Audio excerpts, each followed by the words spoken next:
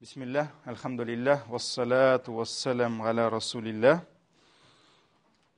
Ahlak derslerini devam etemiz. Ahlaklarımızı düzeltmeye devam etemiz. İnşallah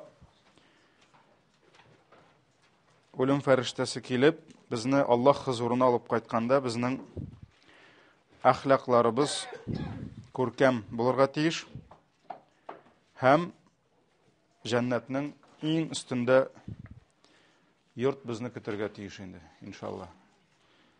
Qayadır cennetning pişmaklarında ilerge planlaştırıp vaqtiyak bilen başıgızni qatırmagız. Eng üstüne niyetlegiz. Peygamberimiz sallallahu aleyhi ve sellem narsa dedi? Agar da Allah'tan cennetni sırasagız, qaysin sıragız dedi. Firdausul a'la dedi. Eng üstte bolgan Firdavsni sıragız dedi. Qaya kirtir Allah hansını özü hal ete. Lakin bizning maqsad bularga tiyish. Eng üstte. Ham biz sizning bilan so'nggi hadis cennetning bir qirında yurt cennetning o'rtasında ham cennetning eng üstünde dedi. Şolay bit. Şoňa ko'ra cennetning eng üstünde yurt kütür. Va'da berem, garantiya berem. Kim o'zining ahlagini tuzata dedi. Mana şoňa ko'ra biz eng üstüne yönelirge tiyish. Alga taba barabız. Peygamberimiz sallallahu aleyhi ve sellem'nin hadisi. Bu hadisni bizga Abu Zar radıyallahu anhu rivayet kılgan hem ul ayta Allah'ның ilşisi miňa aytdy deydi.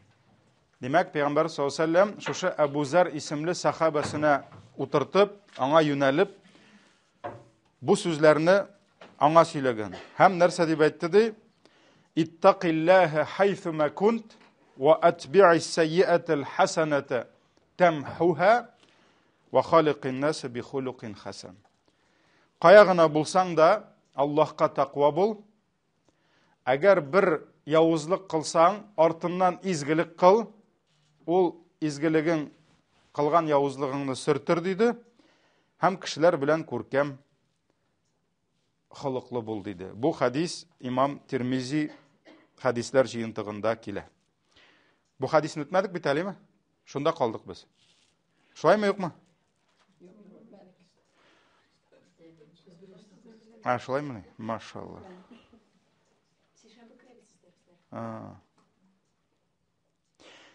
Peygamberimiz sallallahu aleyhi ve sellem alimlerimiz ayta, mana mında 3 kişinin yönelişin birdi. Kişiге 3 yöneliş birdi. En birinci adam balası özünün tüzürge tiyiş dürüst münasebetin kim bilen? İttaqillâhe haythuma kunt dedi. Allah'ı Teala'dan qo'rq qayagına bulsan da. En birinci Allah bilen bizge tüzürge öğretti. Allah bilen münasebetini tüzügende biz özümüzün takvalığımız üstünde işlerge tiyiş. Nerse ol takvalık? Ol Allah'ın emirlerin ötep tıyganlarından tıyılı birinci şeratta.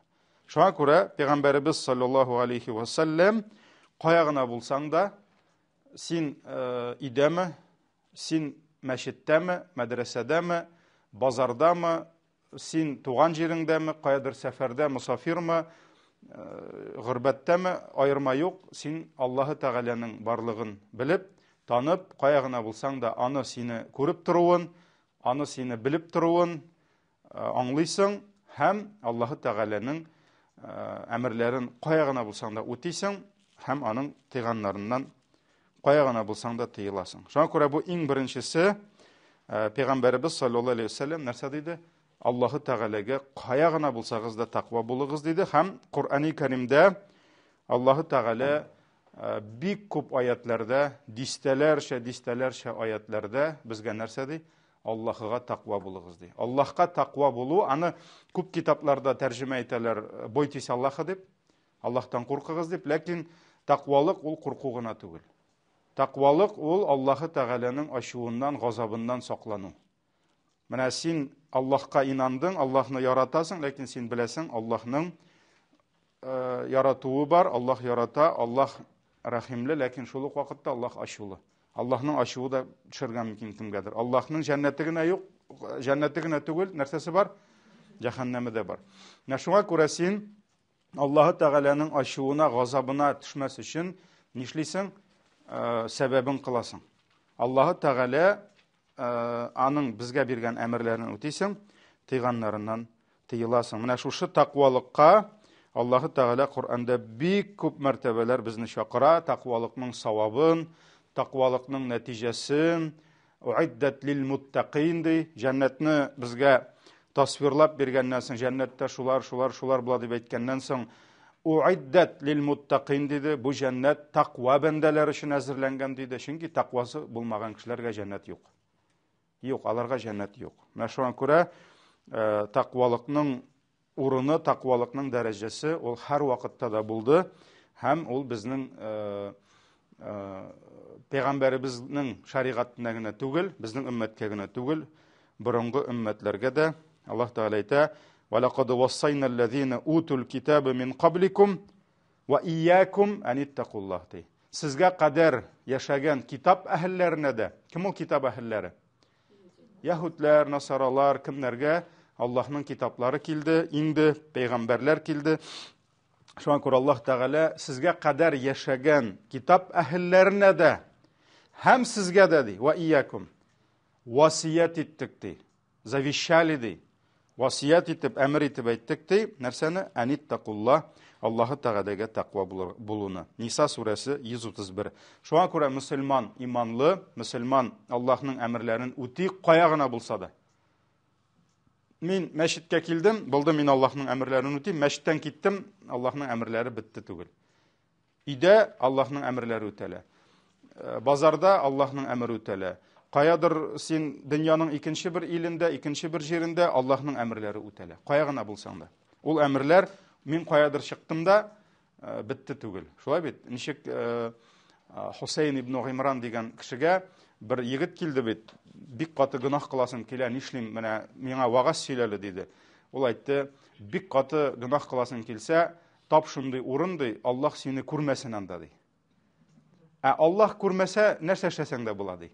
Шуңа уйлап торды, андый җир юк бит ди. Шуннан соң әйтә: "Ярар ди, алайса ди, бик каты гынах кыласың килсә ди, син Аллаһның җиреннән чыгып тор ди. Аллаһның җиреннән чыккач кыл ди, Аллаһның җирендә кылма ди." Ул уйлады да, башка җир юк бит ди. Башка җир юк бит ди. Шуннан соң әйтә: "Ярар ди, алайса Аллаһ Тәгаләгә бик каты гынах кыласың килсә ди, менә шыдыйың бетсә, Аллаһ сиңа биргән ризыклардан баш тартып тор ди. Башка бер ризык тап үзеңә ди. Һәм шунда гынах кыл ди." Ул әйтә: "Башка ризык юк бит ди." Шуңа күрә Аллаһның җирендә, Аллаһ сине күргәндә, Аллаһның ризыгын ашап торганда аңа гынах кылма диде. Шуңа күрә кая гына барсак та Аллаһның җире, ул безне күрә. Һәм мин урынымны алыштырдым, мин башка хәзер җирдә дип, Аллаһның фарызлары сөннәткә әйләнмәй, харамнары хәләлгә әйләнмәй. Шулай бит. Шуңа күрә һәрбер җирдә Аллаһның әмерен үтәде. Шуңа күрә галимнәребез әйтте, өч тараф. Менә бу хадистә, кыска гына хадис, пәйгамбәребез күп сөйләмәде. Пәйгамбәребез саллаллаһу алейһи ва сәлләмнең күп хадисләре, алар каймак, алар сүзелгән каймак, шулай бит, аның аертылган сөте бетте. Менә шуңа күрә беренчесе Аллаһ белән мөнәсәбәтеңне төзе диде. Икенчесе, әгәр гынах кылсаң, артыннан изгелек кыл, ул кылган изгелегең алдан кылган гынахыңны сөртер диде. Бу икенче тараф. Кем белән монда без мөнәсәбәт төзибез? Әгәр гынах кылсаң, артыннан изгелек кыл. Мин хәзер ниндидер тормышымда хата ясадым, ниндидер кимчелекле эш эшләдем, хәзер миңа нишләргә кирәк? Бу кимчелегемне төзәтергә кирәк. Димәк, миңа эзләргә кирәк ниндидер изгелек хәзер. Минем бу изгелегем ябып куярга тиеш теге гынахымны. Галимнәр әйттеләр, бу үзең белән мөнәсәбәт төзү. Тегесе Аллаһ белән, монсы кем белән? Үзең белән. Син самоконтроль, самодисциплина дип әйтәбезме? Яки үзеңне хисап кылу дип атала бу. Дини телдә ничек Гомар ибн Хаттаб әйткән: "Хасибу анфусакум кабла ан тухасабу." Үзегезгә хисап кылыгыз, хәтта сезне хисап кылганчы ди. Кайчан? Кыямәттә.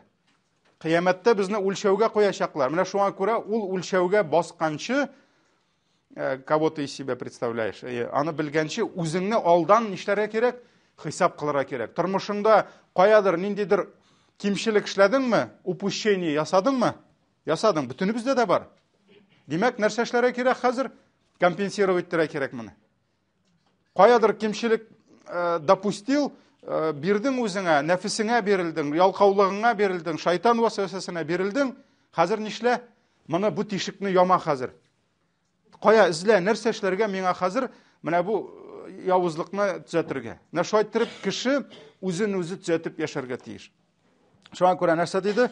Явызлык кылдың икән, аның артыннан изгелек кыл диде. Үзең белән тормышыңда үзеңне өйрәтергә кирәк, үзеңне тәрбияләргә кирәк, изгелекләр кыларга. Иң беренче аңларга кирәк. Күпме генә тырышсаң да, иманлы, тақвалы булырга тырышсаң да, үз өстеңдә эшләсәң дә, без барыбер безнең бик күп кимчелекләребез бар. Шулай бит, біз яки монда, яки тегендә ниндидер кимчелекләр китерәбез. Булсын ул безнең гыйбадәттә. Беркем дә әйтә алмый үзенең укыган намазлары камил дип. Шулай бит. Ни өчен мәсәлән иң беренче намазны кашан намаз башлана? Нинди гамәл белән? Тахарат алгач намаз башландымы? Юк. Сез бәлки 3 сәгать алдан тахарат алгансыздыр инде. Без бит намазда түгел. Ниятләдегез, намаз башландымы? Юк. Юк, менә намаз, процесс, намазга кашан кирде кеше? Такбиратул ихрам. Ихрам дигән әйберне беләсезме? Ихрамга керәләр хаҗда. Гомрәдә ихрамга кирдең, син кирип киттең. Булды. Ихрам харам дигән сүз. Маңа кадәр күп кенә халал булган әйберләр ихрамда харамга әйләнә. Шулаймы? Менә шуңа күрә, мәсәлән, ислемай кулланып булмый, исле сабын булмый, ихрамда син. Син особое положениедә. Менә шуның кебек ихрам такбири дип атала, беренче такбир. Тахарат алдыгыз, сез намазда түгел әле. Азан булды, сез намазда түгел әле. Сөйләшәсез, аралашасыз, кемдер WhatsApp'та утыранда ярты зал. Все. Ләкин бит намазда WhatsApp'та утырып булмый. Намазда сөйләшеп булмый. Намазда телефонга җавап биреп булмый. Намаз ул ихрам хәле. Шуңа күрә пәйгамбәрбез нәрсә диде? Ихрам беренче такбир белән намазга керәсез диде. Аллаһу акбар, булды битте син намаз эчендә. Все, сиңа хәзер харам ашау, харам сөйләшү, харам синең өчен намаздан тыш бөтен гамәл. Шулаймы? Кашан чыгасың намазда? Ихрамнан кашан? Сәлам биргәч. Сәлам бирдек, чыгабыз. Сәлам биргәч, иң беренче нинди сүз әйтелә? Астагфирулlah. Нәрсә дигән сүз бу? Гафу ит мине. Ни өчен без гафу итәбез? Чөнки син намазыңны ничек кенә дөрес итеп, җиренә җиткереп башкарырга тырышсаң да, Аллаһ сиңа куйган намазны ул бүйек дәрәҗәдә пәйгамбәр үтәгән кебек, Әбу Бәкрләр, Гомәрләр үтәгән кебек син үтә алмыйсың. Шуңа күрә сәлам бирдең, иң беренче әйтәсең, Раббым, гафу ит инде. Вот все, что я смогла. Менә минем намазым, шуңа күрә астагфирулlah, астагфирулlah, астагфирулlah дип әйтәбез дә, Аллаһумма антас сәлам дип зикр әйтеп куябыз. Менә шуңа күрә кимчелекләребез күп. Һәм без үзебезне тәрбияләргә тиеш. Һәр даим нишләргә? Изгелекләр кылырга. Чөнки менә бу кимчелекләр, алар стенадагы, түбәдәге тишекләр булса, изгелекләр шул тишекләргә нәрсәләр? Ямаулар. Шулаймы? Шуңа күрә мөселман кешесе үзен тәрбияләргә тиеш, кайда нинди изгелек кылып була, шул изгелекләрне кылырга. Менә безнең иншалла исән сау булсак, шундый тема булачак. Ул үзе бер 2-3 дәрес, ул санаиул магруф дип атала. Менә бу изге хәерле эшләр эшләү.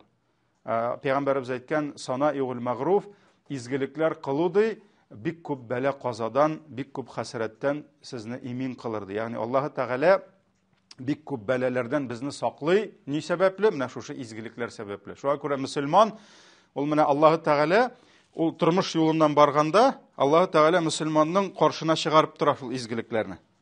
Чыгарып тора. Һәм шул изгелекләр сәбәпле без нишлибез? Әлхамдулилля, Аллаһка якынаябыз, тишекләрне ямыйбыз. Менә шуңа күрә Пәйгамбәр саллаллаһу алейһи ва саллям нәрсә диде? Шушы изгелекләрне кыл диде. Хәтта беләбез, карагыз, бер кеше, мин узакка китсәм хәдәрис китәчәк шуның белә. Бер кеше урамнан бара, урам юл уртасында ботак ята. Агач ботагы сынып төшкән. Шуннан соң әйтә: "Валлаһи ди, мин бу ботакны алам ди юл өстеннән, чөнки моңа ди мөселманнар абынырга мөмкиннәр. Төртелергә, мәсәлән, сукыр кеше булырга мөмкин, әби булырга мөмкин, ниндидер олы яшьтәге бабай булырга мөмкин. Аның өчен ботакны күрмәскә мөмкин. Күрсә дәген нәрсә атлап чыгу авыр булырга мөмкин. Менә шуңа күрә мин моны алам ди. Һәм шуны алып куйды. Ул зур булган микән инде, кичкенә булган микән инде, ансы әйтелми. Ләкин Пәйгамбәрбез әйтә, менә шушы ботакны алганы өчен Аллаһ гөнаһларын кичереп, аны җәннәткә кертте ди. Димәк, кыямәт көнендә үлчәүгә җыелгач, шушы ботак кына җитмәгән аңа. Шушы ботак килү аны җәннәткә кертте. Бар андый ниләр күп. Шулай бит инде, без белмибез. Азгынлыкка чумган хатын-кызны Аллаһ хидаяткә күндерде. Ничек итеп, нәрсә сәбәпле? Кем сәбәпле, нәрсә? Татар телендә нәрсә була, ниме? Эт кыйы янда телләрен чыгарган үлә эт. Шуннан соң әйтә, мин моны чиртмәсәм үлә бит бу ди. Шилек юк, бер нәрсә юк. Нәрсә эшләде? Ниен салып, аяк киемен салып, шуңа су менгереп, шушы этне чиртте дә, этнең моңа рәхмәт әйткәндер инде, кыйрык селкеп. Шулаймы? Матур итеп карагандыр инде. Аның кыйрык селкүеннән нәрсә үзгәрми, ләкин этнең кеме бар әле? Этнең хуҗасы бар, Аллаһ Тәгалә. Һәм Аллаһның мәхлугына су ишертеп, аны исән калдырган өчен Аллаһ Тәгалә үзе рәхмәт әйтте. Бу хатынның күңелен ачты, аны намазга, гыйбадәткә, азгынлыктан чыгарды, һәм аны җәннәтле итте. Сәбәп нәрсә булды? Эт. Бер эт сәбәпле. Шулай бит. Менә шуңа күрә Пәйгамбәр саллаллаһу алейһи ва саллям әйтте, хәтта кыйыдан су күтәрсәң, чиләк белә үзеңә ди.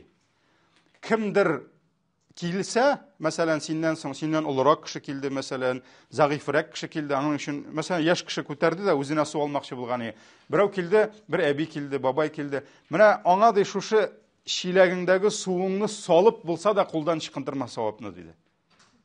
Шуңа күрә тормышыңда нинди сиңа мөмкинлек бирә Аллаһ Тәгалә, савап, син аны кулың белән эшлисеңме, ул савапны. Барып аягың белән эшлисеңме, кай вакыт кулда кирәкми, кай вакыт аякта кирәкми, телең белән нәрсә? Матур итеп бер сүз әйтсәң дә җитә. Елмайдың монда. Кай бер кешегә шу хәтлегә авыр елмаю. Кай бер кеше белән күрешәсең, хәтта мәчеттә, аның белән күрешәсең дә, мин моның атасын үтердем микән соң? Бу нәрсә эшләдем микән мин моңа дип куясың. Аңлыйм инде, кәефе дә булмаска мөмкин. Кай бер кешегә шундый бит. Шуңа күрә кай бер кешегә булай кулың белән күрсәтә, әзрәк кенә менә булай нит инде, чөнки кардәшләреңне күрәсең бит. Менә шуңа күрә без белмибез, нәрсә безне нитә, ничек әйтергә, кыямәттә нәрсә безне коткара иншалла. Менә шуңа күрә кимчелек кылдыңмы, артыннан изгелек кыл, ул шушы изгелегең сәбәп булачак нәрсәгә? Синең кимчелегең, ул тишекне жамау дигән сүз нәрсә инде ул? Кичерелү. Аллаһ Тәгалә изгелекләребез сәбәпле безнең кимчелекләрне кичерә. Әлхәмдүлилlah. Шуңа күрә изгелекне җыярга кирәк, күп итеп җыярга кирәк.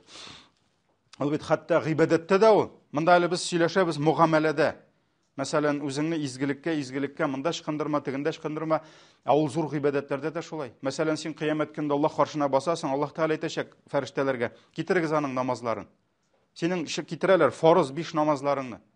Һәм карыйлар, монда кимчелек, тегендә кимчелек. Монсын рия белән укыгансың, монсын хушуклыксыз укыгансың, монда аныкларың уйлап торгансың. Сплош, тишек-тышык. Шуннан соң ул кимчелекләрне ишәтергә. Аллаһ Тәгалә әйтә, нәфилләре бармы ди? Ягъни өстәмә намазлары, сөннәтләр, тәһаҗҗүдләр, духа намазлары, тегесе, бусы бармы ди? Бар. Әйдә китерегез шуларны ди. Һәм шул нәфилләр белән фәрештәләр синең фарыздагы тишек-тышыкларыңны ямыйлар. Аннарысын Рамазан уразасын китерәләр. Тегендә кимчелек. Үзең уразада булгансың, үзең гайбәт сөйләгәнсең, үзең уразада булгансың, кем беләндер ачуланышкансың, кем беләндер әрләшкәнсең. Кая нәфилләре бармы? Нәфил уразалары да бар икән, Аллаһка шөкер. Шул нәфил уразаларын тутыралар тишекләргә. Хаҗың янында гомрәләрен киләчәк. Кемнеңдер зәкатында проблемалар була. Аллаһка шөкер, ул өстәмә садакалар биргән, зәкат белән генә шикләнмәгән. Бу өстәмәләр нишли? Фарыздагы, ягъни өстәмә гыйбадәтләр, сөннәт, фарыздагы тишекчыкларны тутыра. Шуңа күрә бу Аллаһның безгә рәхмәте.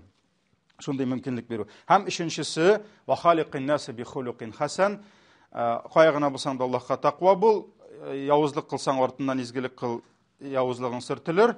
Һәм өченчесе, кешеләр белән күркәм мөгамәләдә торды. Бу кемнәр белән мөнәсәбәт? Без инде кешеләр белән. Шулай бит. Аллаһ белән, үзең белән, менә кешеләр белән. Шуңа күрә Пәйгамбәрбез саллаллаһу алейхи ва саллям безне чакырды күркәм холыкка. Күркәм холык ул сөйкле пәйгамбәребезнең холкы. Менә безгә Аллаһ бирде эталон. Иң камил холыкны кем күпмедер дәрәҗәдә күркәм холыкка ирешергә тели икән, ул сөйкле пәйгамбәребезнең холкын өйрәнергә тиеш һәм шуңа таба юнәлергә тиеш. Аның өчен әлбәттә гыйлем кирәк. Пәйгамбәребезнең тормышын өйрәнергә кирәк, пәйгамбәребезнең хадисләрен өйрәнергә кирәк, аның сирасын өйрәнергә кирәк, ничек ул үз-үзен тотты, ничек ул кешеләр белән күркәм мөгамәләдә булды. Менә булар бөтенесе дә әлбәттә инде безнең китапларыбызда бар, гыйлемнәребездә бар. Безгә шуларны әлхәмдүлилләh рәхәтләнеп өйрәнергә кирәк. Һәм Пәйгамбәребез саллаллаһу алейхи ва саллямның менә халкы безгә үрнәк булып тора. Хәтта әти, әни, анда әби бабаң, туганнарың, хатының, ирең, балаң, күршең, кардәшләрең генә түгел, хәтта имансызлар белән дә сөйкле пәйгамбәребезнең әхлагы безне өйрәтә, алар белән дә дөрес мөнәсәбәт төзергә. Чөнки имансызның да, кафирның да аның хакы бар. Шулаймы? Ул да кеше бит. Бер вакыт Пәйгамбәребез саллаллаһу алейхи ва саллям сахабалар белән утырганда Мәдинәдә белә без анда шактый гына конфликтлар булды яһудлар белән. Шактый конфликтлар булды, чөнки Мәдинәдә Мәккәдән аермалы буларак яши иде яһуд кабиләләре, иудейские племена. Һәм әлбәттә анда мөселманнар белән конфликтлар булды. Теге яктан да төрле зулымлыклар кылдылар. Һәм Пәйгамбәр саллаллаһу алейхи ва саллям ул конфликтларны әлбәттә нишли регулировать итә, кили иде. Һәм менә монда әйтергә кирәк шуны, бер вакыт Пәйгамбәр саллаллаһу алейхи ва саллям шулай сахабалар белән утырганда бер кешене алып баралар, җиназа. Кеше үлгән, күмергә алып баралар. Һәм Пәйгамбәр саллаллаһу алейхи ва саллям моны күрде дә басты. Басу ничек инде ул? Ихтирамны күрсәтте. Шулай бит, аның кырына җиназа китә, ул басып озатты. Бер кеше әйтә, бер сахаба әйтә, "Я Расулаллаһ, бу мөселман түгел" ди. Кемсең бу ди? Бу ди бер яһуд кабиләсеннән ди. Яһудны күмәләр ди. Пәйгамбәр саллаллаһу алейхи ва саллям карады да, ул да кеше бит диде. Ягъни бу нәрсәне күрсәтә? Кеше, әгәр дә кеше статусын алган икән, аның да хакы бар безнең өстебездә. Хәтта мөселман булмаса да. Шулай бит. Мәсәлән, әгәр дә синең күршең кафир икән, имансыз икән, син бит инде син имансыз дип аны рәнҗит алмыйсың. Шулай бит инде. Шуңа күрә Аллаһ Тәгаләнең шәригате, дине имансызлар белән дә дөрес мөнәсәбәт төзергә өйрәтте. Мәсәлән, Аллаһ Тәгалә Мумтахана сыналучы хатын сүрәсендә 8-нче аят нәрсә диде? Ла янхакумуллаху аниллазина лам юqatilukum фид-дини ва лам юхриджукум мин диярикум ан табарруhum ва туqsitu илейхим ди. Әгәр дә кафирләр ди, имансызлар, әгәр дә алар сезне үтермиләр икән, әгәр дә алар сезне яшәгән өйләрегездән куып чыгармыйлар икән, димәк, сезгә зыян салмыйлар икән, Аллаһ Тәгалә сезне тыймый ди, он не запрещает вам аларга изгелек кылырга һәм аларга гадил булырга ди. Мәсәлән, без бүген яшибез, безнең янәшәбездә бармы мөселман булмаган кешеләр? Бик күп. Күршеләр арасында да, туганнар арасында да, хезмәттәшләр, коллегалар арасында да. Шулаймы? Күп. Әгәр алар безне үтерәме? Бүген безне үтерәме? О, син мөселман апасы икән, кая үтерим әле? Юк. Алар бүген безне өйдән куып чыгарамы? Килеп, бар әле чек бит әле син мөселман дип. Юк. Әгәр алар бүген килеп безгә золымлык кыламы? Юк, димәк, Аллаһ Тәгалә нәрсә ди? Мин тыймыйм сезне ди. Аларга яхшылык кылырга. Аларга гадил булырга. Шуңа күрә Пәйгамбәрбез саллаллаһу алейхи ва саллям аның кафирләр белән дә яхшы мөнәсәбәт төзүе сәбәпле күпме кафирләр исламга килделәр. Карагыз, күпме кеше Пәйгамбәребезнең ихтирамын, аның кешеләргә булган яхшы мөнәсәбәтен, яхшы мөгамәләсен, кеше бит ул бары карый, кеше күзәтә. Аллаһ кешегә акыл биргән. Аллаһ кешегә күз биргән, ул карый, ул ишетә. Шулай бит инде. Пәйгамбәр саллаллаһу алейһи ва сәлләмнең мөнәсәбәтен күреп, нәрсә? Бик күп кешеләр дингә килделәр. Хәтта Курайш кабиләсе бит инде, Пәйгамбәребезнең кабиләсе, аңа шул кадәр дошманлык күрсәтте, Курайш кафирләре. Алар хәтта иң көчле ир егетләрне яллап, нанимать итеп, киллерларны Пәйгамбәребезне үтерергә җибәрделәр. Хәтта аны үтерәм дип килгән кеше Пәйгамбәрнең йөзен күреп, аның йөзендәге нурын күреп, каушап калып, кулларыннан кылычлары төшеп киткән вакытлар булды. Шулай бит инде. Шуңа күрә күпме риваят килә менә шушы кешеләрдән, без ди аларны бит алдан котырттылар. Аларны настраивать иттеләр. Аларны әйттеләр, бу куркыныч кеше, бу фәлән. Беләсезме, хәтта Мәккәгә кайбер кешеләр килергә куркалар. Ни өчен? Чөнки аларга әйттеләр, анда бар бик куркыныч сихерче. Ул кешеләрнең акылларын сихерлый. Ул кешеләрнең күзләрен сихерлый. Кешеләр курыктылар бит инде, борынгыдан сихердән курыктылар, шулай бит инде. Әгәр дә сез анда барып, аны ул очраса сезгә, битте, сез аңа ярәшәксез. Сез үзегезнең динегездән тайпылачаксыз, әби бабайлар диненнән дип. Шуңа күрә булды шундый кешеләр Мәккәгә барырга куркалар. Лучше бармыйм дип әйтәләр. Хәтта булды бер кайберәүләр колакларына шүпрәк тыгып баралар. Шу хәтле куркытып бетерделәр кешеләрне. Колагына шүпрәк тыгып килсен инде, теге кем урыста әйтмеш, не дай бог ишетсәк бу кешене без дә ярабыз дип. Хәтта араларыннан булды шундыйлар. Туктале, мин бит ахмак түгел инде. Туктале, мин бит инде жүләр түгел дип, шушы ниләрен алып, Пәйгамбәрне барып тыңлап иман китерделәр. Яки бар иде берәү шүкрүче иде. Бу инде шүкрү исламда гына түгел.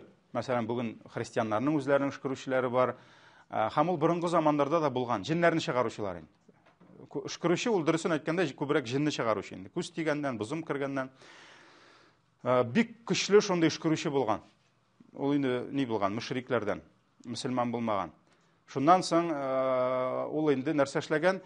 Бөтенесе әйтә бит инде, менә анда җиннәнгән Мөхәммәд бар, аңа җин кергән. Ул анда кешеләрне итеп йөри икән дип. Шулай шул уйлаган, туктале, нишләп аңа җин кирсә, ха чыгарам мин аны, шүкерәм мин аны дип Пәйгамбәрне шүкергә киткән.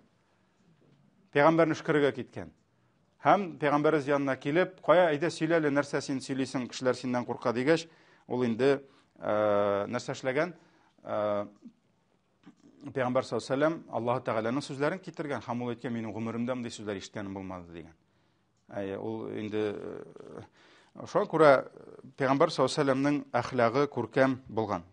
Һәм хәтта аның турында Аллаһ Тәгалә Әл-Гимран язып куйсагыз да, була 159-нчы аятта әйткән. Нәрсә дигән? Фабима рахматин миналлаһи линта лахум ди. Аллаһ Тәгаләнең рәхмәте белән син аларга карата йомшак булдың ди. 159, Әл-Гимран 159. Аятны язмасагыз да була, кайткач укыгыз. Аллаһ Тәгалә әйткән: "Фабима рахматин миналлаһи линта лахум ди." Аллаһның рәхмәте белән син аларга йомшак булдың ди. Пәйгамбәр саллаллаһу алейһи ва сәллямның халкын әйтә, син кешеләргә йомшак булдың ди. "Валау кунта фаддан гализал qalbi ланфадду мин хаулик." Әгәр дә син кешеләргә карата кырыс булсаң ди, явыз булсаң ди, каты бәгырле булсаң ди, ланфадду мин хаулик, алар синнән качып биткән булырлар иде. Алар синнән качып битәрләр иде. Пәйгамбәр саллаллаһу алейһи ва сәллямгә кешеләр иярмәсләр иде. Карагыз, күпме факирләр иярделәр. Күпме мискиннәр иярделәр аңа. күпме кыллар аңа иярделәр. Ни өчен? Чөнки аларның яхшы мөгамәлә күргәннәре юк иде. Аларның яхшы мөнәсәбәт, җылы сүз ишеткәннәре юк иде. Аларга карадылар, ниндидер хайваннарга караган кебек. Ни өчен пәйгамбәребезгә бигрәк тә башта иярделәр менә шушы факирләр, мискиннәр, кыллар иярделәр, хуҗаларыннан качып иман китерәләр. Хуҗаларыннан качып иман китерәләр, чөнки алар пәйгамбәрдән яхшы мөнәсәбәт күрделәр. Бүтән беркемнән күрмәделәр. Алар пәйгамбәребездә гаделлек күрделәр. Шуңа күрә Аллаһ Тәгалә нәрсә ди? Әгәр дә син явыз күңелле, кырыс булсаң да, каты бәгырле булсаң, алар синнән качып бетәрләр иде. Нигә аларның артыннан ияреп йөрделәр аның мөнәсәбәтен күреп, аның әхлагын күреп. Шуңа күрә менә бу хадис без аны инде имамнар китерәбез, җомгаларда да китерәбез. Бу хадис менә безгә 3 юнәлештә мөнәсәбәтне төзергә өйрәтә, чакыра. Аллаһ белән тақвалык аша, үзең белән үзеңне төзәтеп, гынахларыңны төзәтеп, каядыр үзеңә слабинка бирдең икән, әйдә изгелекләр кыл, шулай бит шул изгелекләр белән төзәт, һәм инде кешеләр белән мөгамәлә төзергә өйрәтә. Алга таба киттек, әхлакның 4 нигезе. Әхлакның 4 нигезе.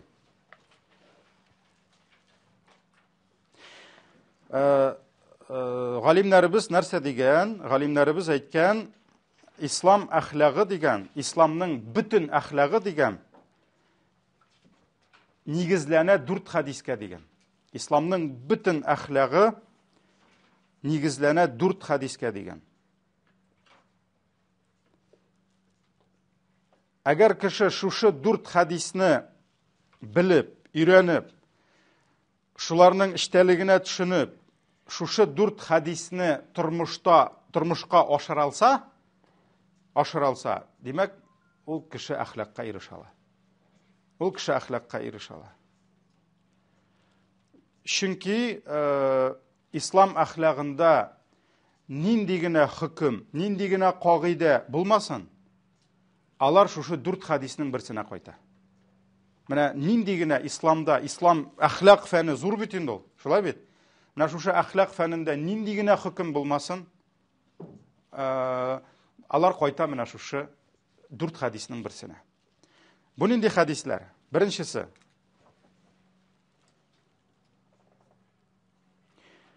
Пәйгамбәрбез саллаллаху алейхи ва саллям әйткән: "Мен кана ю'мину биллаһи вал яумил ахир фальякул хайран ау лиясмут." Кем Аллаһы Тәгаләгә һәм ахират көненә иман китерсә,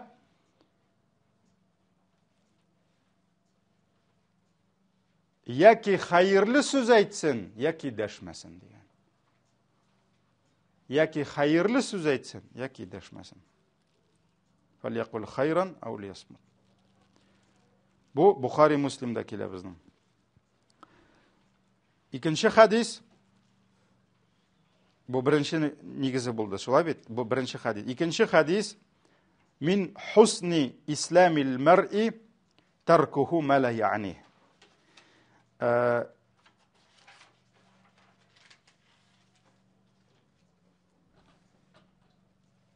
Кешедә булган исламның матур күрсәткече, кешедә булган исламның күркәм күрсәткече, матур инде дип әйтик, күркәм күрсәткеч, ул ничектер бутый. Матур күрсәткече, нәрсә ул? Таркуху ма ла я'ни.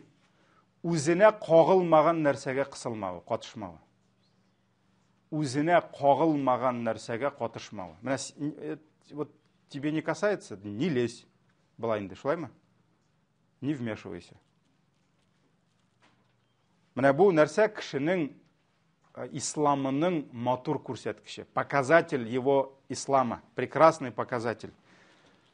Үзенә кагылмаган нәрсәгә катышмау. Бу ничәнче хадис булды?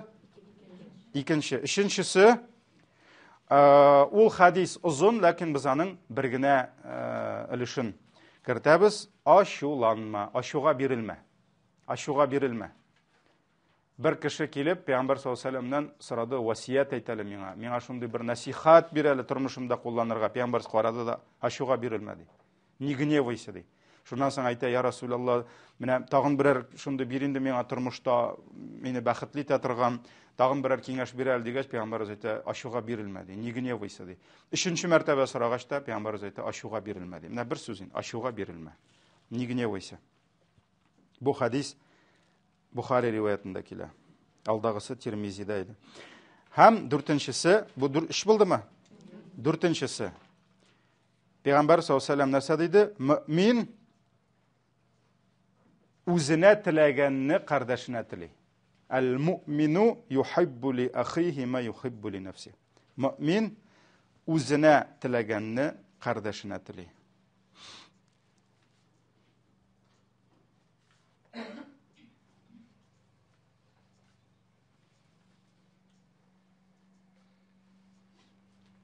Мөмин үзенә теләгәнне кардәшенә тели.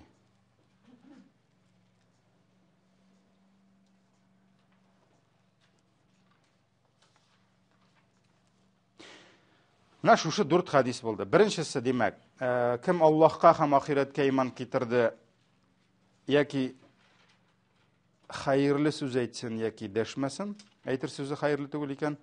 Икенчесе, үзенә кагылмаган нәрсәгә катышмасын. Өченчесе, ачуга бирелмә. Дүртенчесе, үзеңә теләгәнне кардәшеңә телә. Шулай бит? Менә бу 4 хадис, булар барысы да Имам Ан-Нававиның 40 хадисендә бар. 40 хадисендә булар бар. Имам Ан-Навави рахимахулла, Аллаһның рәхмәтендә булсын, ул инде үзенең китабында Арбаин ан-Навави дип атала, ул шушы китапта 40 мөселманның тормышында кирәк булган шушы 40 хадисне җыеп, шуңа аңлатма биргән.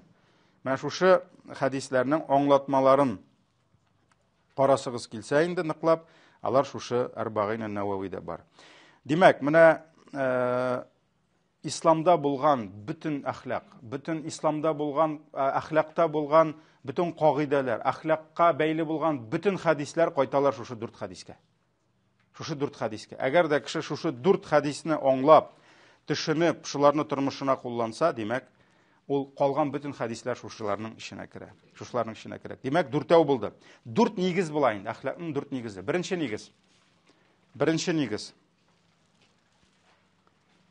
Беренче хадискә кайтыйк әле. Нәрсә турында сүз бара? Димәк, кая кайта бу? Нинди безнең агза безгә кайта? Әйе. Армас, талмас, тәүлегенә 25 сәгать эшләргә әзер булган тел. Ягъни, беренче нигез телне саклау. Телне саклау.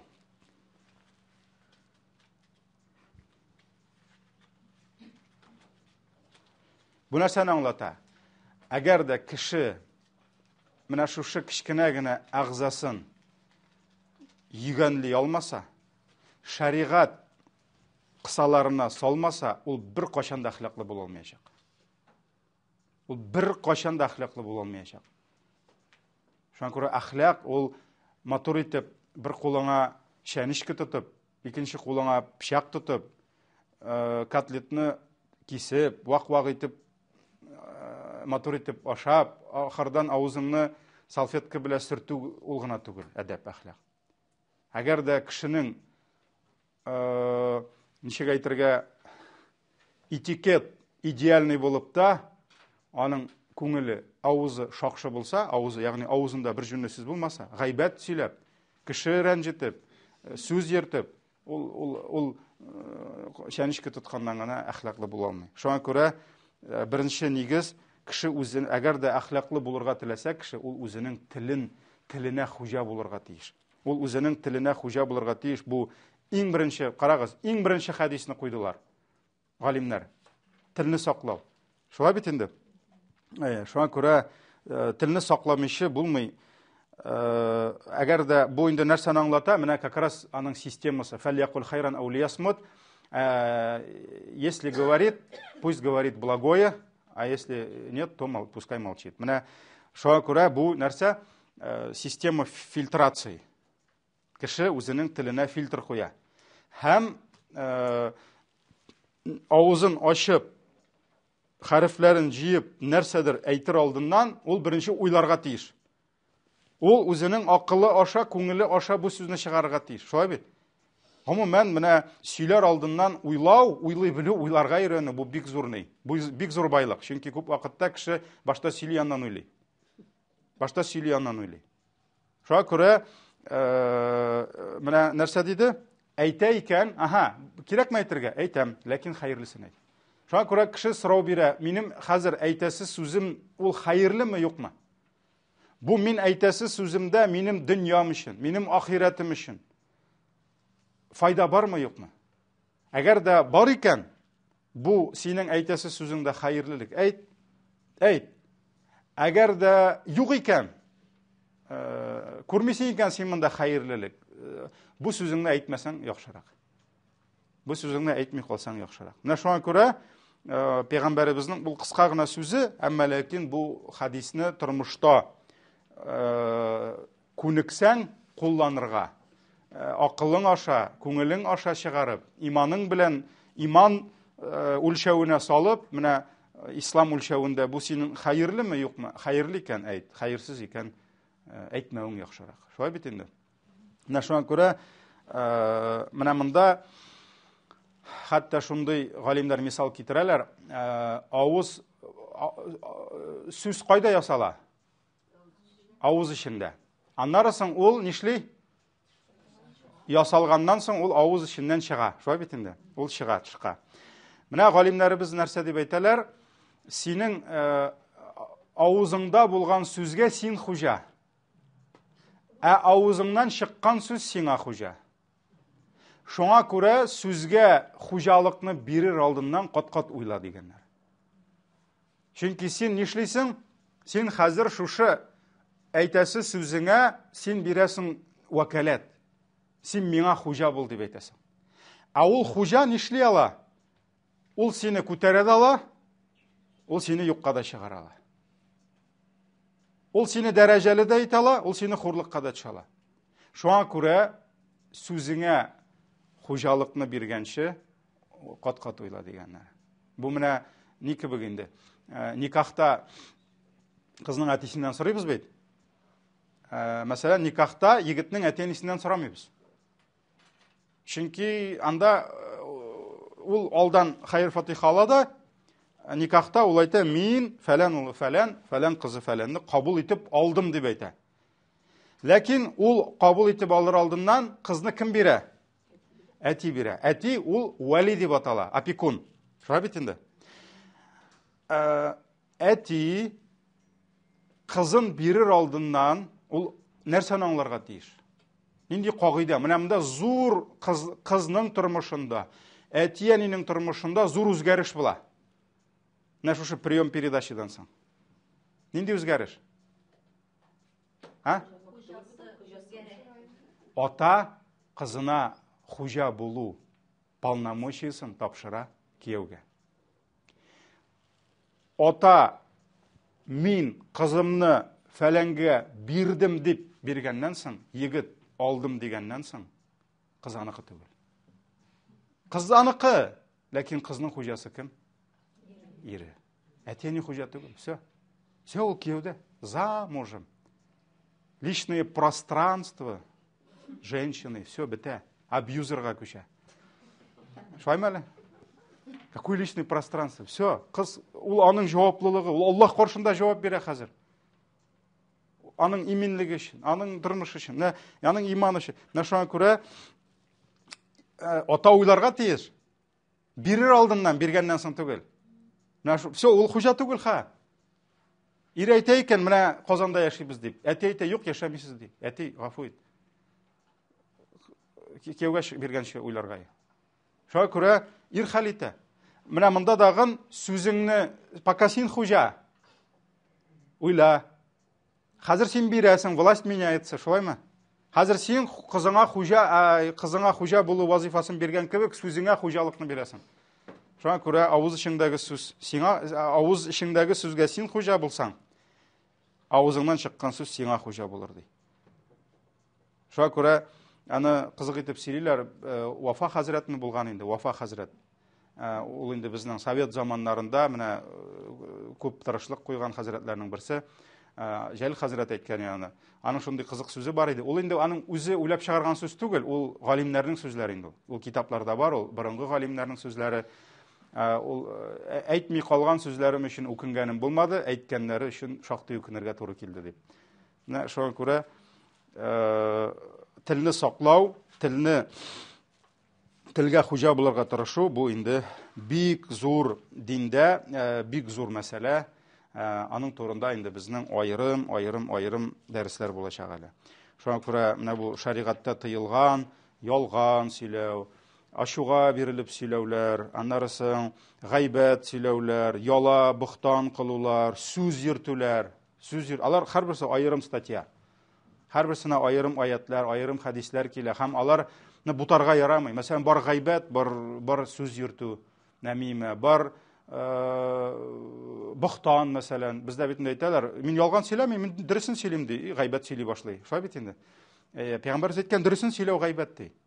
Дөресен сөйләү кешенең, үлгән кешенең итен ашау белән бер ди. Менә шуңа күрә хәтта Пәйгамбәр саллаллаһу алейһи ва сәллям әйтте, шуның белән бу теманы ябабыз. Пәйгамбәр саллаллаһу алейһи ва сәллям нәрсә диде? Хәтта һәр көнне кешенең бөтен әгъзалары тәнендә булган, күзе, колагы, аягы, кулы, алар дигән телне битәрлиләр ди. Телгә бәйләнәләр ди. Тел, Аллаһыдан курык, син бетсәң бездә бетәбез дип әйтәләр ди. Чөнки тел кешене нитә, нәрсә? Всех подводит инде, как обычно. Шуңа күрә иң беренче тел. Икенчесе,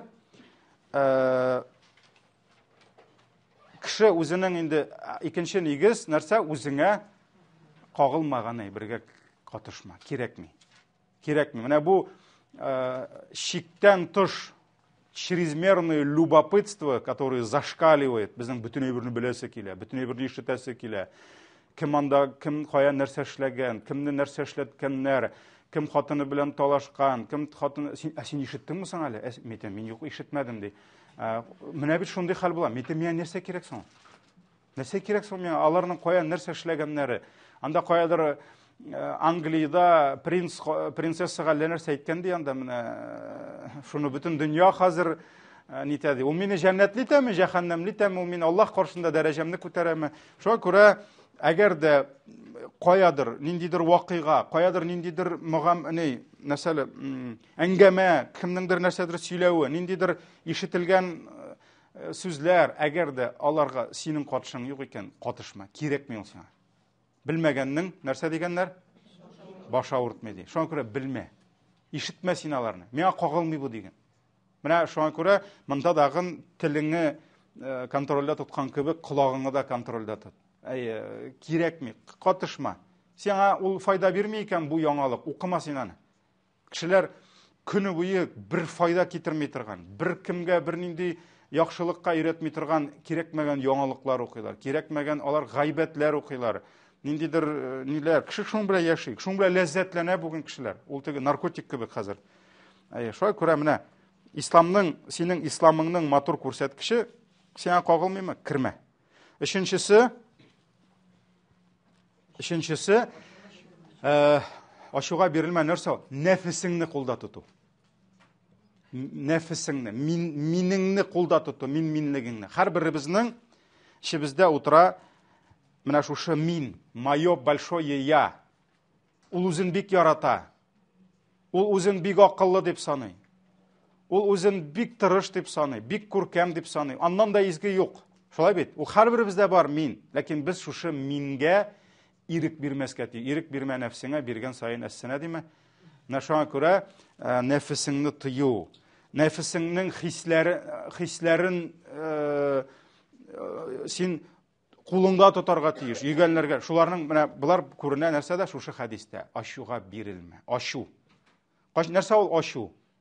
Кашан синең ишеңдәге нәфесеңне кемдер тырмады, кемдер аңа тиде, задел твое я. Шулаймы?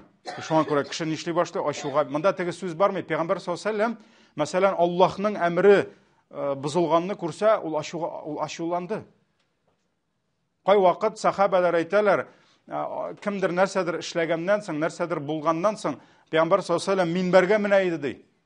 Һәм минбәргә менеп безне орышканда, сүккәндә, Biz аның көрәйдік дей, мұндағы тамыры қабарайды дей. Қан тамырлары қабарайды дей. Битлері қызарайды дей. Шынки нәрсе болды? Аллахның әмірі бұзылды. Ниндейдір харам іш ішлене, ниндейдір зұлымлық іше. Мәселен, бір хатынны тұттылар, ұрлап. Аллахның хүкімі түшкен едінде. Бұр хатынларға, бұр ерлерінің құлларын кесігіз деген. Ол вақытта, ол бетінде рүшк ұрлағанға түгел. Аның бар өзінің шартлары, ол зур айбір ұрлады. Аллахның дini қошты. Peygamber zeyte hükümetiniz dey. Şundan kildiler de ey Allah'ın elçisi bu bitti falanın kızıydı dey. Bu bitinde dey mine ne dey? Şunday bir hürmetli nesilden dey. Ne bizim şeykende inanda minister kızımı kim olup çıkan. Prokurorga kildiler daha sudiyaga. Aytalar indi bundan adı kaktani Peygamber sallallahu aleyhi ve sellem şolay qaradı da siz dey Allah'ın haramlarında kimgedir şefaat kılmakçı bulasınız dey. Allah'ın haramı mında dey. Allah'ın şiğinden çıktı dey. Allah bile ant etip aytam kızım Fatıma mını işlese anında kolun kestirem dedi. Zakon bütün kişiге bir bularga teyir. Özümnüm yaratkan kızım Fatıma'nı bit uşul hatlı yarattı. En көп hadisler Fatıma'nı yaratı turunda kile. Şoy bit olanı basıp karşılaydı kızım. Basıp karşına çıkıp kuşaklap ubeydi. Fatıma'nın tavuşu gül etisini kibik bolgan. Fatıma'nın paxotkalar etisini kibik. Mine şoy aytdı. Fatımam boş nişliyken anında kolun kesesiz dedi. Zakon bütün kişiге bir bularga teyir. Min anda Falanoviç buldum da, falan Tüganoviç buldum da zakon özgere. Şu an kura onun da yüzünde çıktı diye aşığı. Şu an kura buldu şimdi vakitler o büyük aşığı. Mesela Ebu Zer, kısaca mine bayağı hadis nittik. Ebu Zer yalgıştı. Bilal Koraten dedi. Şöyle mi? Efiyop. Ana nerse dedi? Koratenli ananın oğlu dedi. Yani o sen Negritanki dedi. Rencitti. Şöyle bitindi. Kimsetti hem tigi kilip peygamberimizge aytdı. Ya Resulallah o mena şöyle debin deşti di. Peygamber sallallahu aleyhi ve sellem'nin yüzleri özgerdi aşığa. Eğer de sen ak tenli buldun iken, eğer de sen nindidir uzun uylagança dereceli nesilden buldun iken, это не повод kimnindir tensi derencidir. Uzunlu üstün koruga. Mesela dedi Ebu Zer dedi. Sinde cahiliyet oturad dedi. Sinde cahiliyet oturad dedi. Yani İslam'a kadar bulganın senin neyin mena şu dinsizliğin uturali sende dedi. Ebu Zer jir yutsa meni başımını kesseler rahatrek bulur idi, jеңilrek bulur idi. Peygamberin şunday sözlerini işitkençe dedi. Şoy köre peygamber aşulandı, lakin Allah yolunda. Allah'ın emirleri ötelgende. Özünün hakkı, özün kimdir kimsetkende ol aşuğa verilmedi. Hem mena bu ayrım deriz, hatta bir güne tugul, bir iki deriz bulaşak bu. Anı indi aytkanlar, galimlerimiz de aytkan, aşunun başı akılsızlık dey, ahırı ukunu dey. Yani kişi bitinde aşuğa berilgeç, anın akılı sönüp tura, köpmüdür vakitte. Şulay bit, o özünün nerse söylegenin, hem nerse işlegenin bilmezken mümkün. Şuna göre, mında indi uzun sözünün kıskası bitirge kerek. Mında nerse turunda söz bara? Şariat, ahlak bizni öğrete, aşuğa berilgende tilini hem tenini, tilini sözlerden, tenini gamellerden tıyıp durağı. Mesela, Peygamber sallallahu aleyhi ve sellem nerse dedi? Eğer de birigiz aşuğa berilse, baskan iken, nişlesin dedi? Utırsın dedi. Sen aşuğa berilgeç, senden ugrozu baskan halde kübrek melle oturganda mı? Mesela koy bir kişi aşuğa berilip oturgan jerinden bassa, demek o nersedir işlep taşlarga mümkün. Şöyle bir. Şuna göre nersedir işlep taşlamasının için Peygamberimiz nersedi? Oturdu. Eğer de tanışlanmasa nişlesin? Yatsın dey. Yatkaş ana jеңilrek bulaşak tıyılırga. Bu hareketke kelgende. Tilge kelgende Peygamber sallallahu aleyhi ve sellem nerse deydi? İza gadiba ahadukum felyaskut. Eğer de bir göz aşuğa verilse ağzın jımsın dey. Ağzın tıysın dey. Mine koy vakit ol şundan da mine nersedir bula? Mesela kim bilendir muamele kılganda, kimdir nersedir aytken, kimdir nersedir nindir haber kile. Mesela koy vakit telefonunu alıp şaltıratıp nersedir aytesi kile. Mine hamin an aytamela. Şundan soň koy vakit aytasın da Peygamberimizin sözü iske çabet. Әйтәсең, әйдә ярты сәгатьтән әйтәм шалтыратып. Менә үзеңә язып куясың, һәм мин ярты сәгатьтән шалтыратып, ярты сәгатьтән соң әйтәсе дә килми. Кай вакыт. Менә шуңа күрә Пәйгамбәрбез нәрсә диде? Әгәр дә берегез ачуга бирелсә, фальяскут. Авызын йомсын ди. Әйтмичә торсын ди. Димәк, ачуга бирелгән вакытта эшлисең эшлисеңне эшләмә, әйтәсе сүзеңне әйтмә. Айрым әле ачу турында булачак. Һәм дүртенчесе соңгысы, дүртенче әхлакның дүртенчесе нәрсә турында иде әле хадис? Үзеңә теләү, теләкләр. Ичке теләкләрең, ягъни күңел чисталыгы. Дүртенче нигез күңел чисталыгы. Күңел чисталыгы. Менә монда дагын яза торыгыз, тыңлый торыгыз, безнең хәчинки 2 минуттан азан. Монда дагын сүз бара нәрсә турында? Һәрберебезнең эчендә утыра нәфес. Нәфес үзенә яхшылыкны тели. Шулаймы? Менә синең каршыңа 2 алма китереп куйсалар, мә ал дип. Берсе чирек кипкән, биришкән, икенчесе матур. Синең нәфесең кайсын сайлый? Нормальный нәфес. Әлбәттә яхшысын. Ләкин дин нәрсәне өйрәтә? Менә син яхшыны синең нәфесең әйтә. Нәфесең кайсын тели, шуны кардәшеңә телә ди. Менә син хәзер кайсын аласың? Син яхшысын алдың да. Бу синең нәфесең алды. Ә хәзер динең нәрсә ди? Менә шуны кардәшеңә бирде. Үзеңә шаганын, үзеңә теләгәнен кардәшең. Син нишлисең? Нәтиҗәдә нәфесеңне мәхрүм итеп, ты же лишаешь свое я. Шулаймы? Син задеваешь свое я. Син шушы нәфесеңне, минеңне мәхрүм итеп, өстенлекне кемгә бирәсең? Кардәшеңә бирәсең. Менә изгелекнең нигезе шунда. Күңел чисталыгы менә шушы дип атала. Бөтенебезнең нәфес бар. Кирәкми монда үзеңне алдап утырырга. Юк, минем нәфесем фәлән, минем бөтенебезнең бар. Ләкин нәфесеңне нишләргә кирәк? Аны тыярга кирәк, аны йөгәнләргә кирәк. Кардәшеңә өстенлек бирү, менә бу күңел чисталыгы. Иншалла шушы һәм башка әйберләр турында Аллаһ Тәгалә алга таба сөйләшергә насип итсен. Бу безнең инде бер генә дәрес шулай булды. Калганнары сишәмбе көнне. Субханакаллаһумма бихамдик, шаһаду ла илаһа илля анта, астагфирука ва атубу илейк.